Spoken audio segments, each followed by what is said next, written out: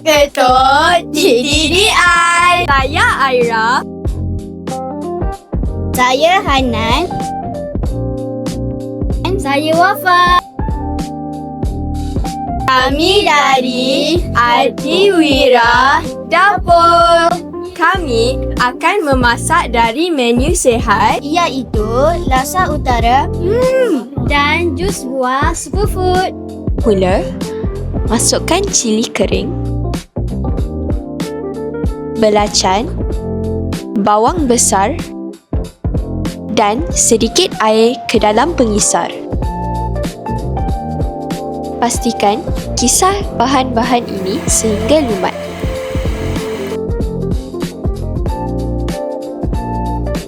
Kemudian, tuangkan ke dalam bekas. Sementara itu, asingkan isi dan tulang ikan yang telah direbus. Masukkan tulang ikan ke dalam pengisar.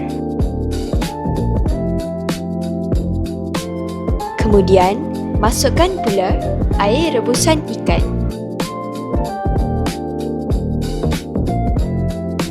Kisar sehingga tulang ikan tadi hancur. Tapis tulang tadi untuk mengasingkan tulang-tulang halus yang tidak hancur.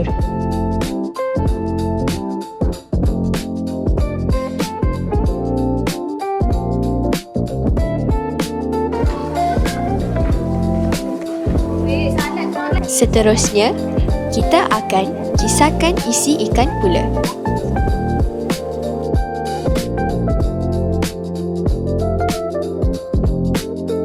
Panaskan periuk, masukkan cili kisar ke dalamnya.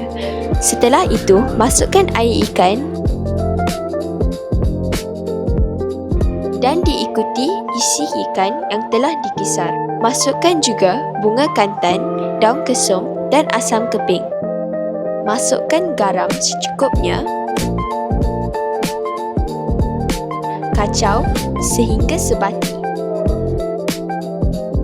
Setelah kuah mendidih, maka laksa utara kita sudah siap. Sendokkan kuah laksa ke dalam mangkuk berisi laksa. Hiaskan laksa dengan daun salad yang telah dihiris, bawang yang telah dimayang, timun yang telah diracik, cili yang telah dipotong, serta telur rebus. Perahkan limau nipis ke dalam mangkuk. Yum, sedia untuk dimakan.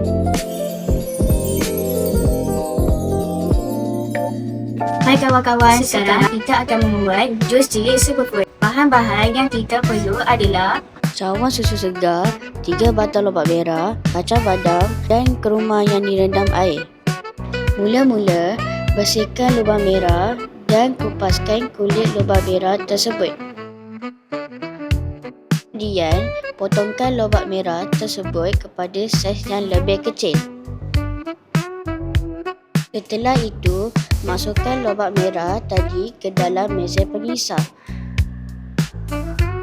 Kemudian, masukkan kurma yang telah direndam dengan air. Kemudian, tambah kacang badam secukupnya. Dan akhir sekali, tuangkan segelas susu. Pastikan mesin mengisar ditutup rapat sebelum mengisar.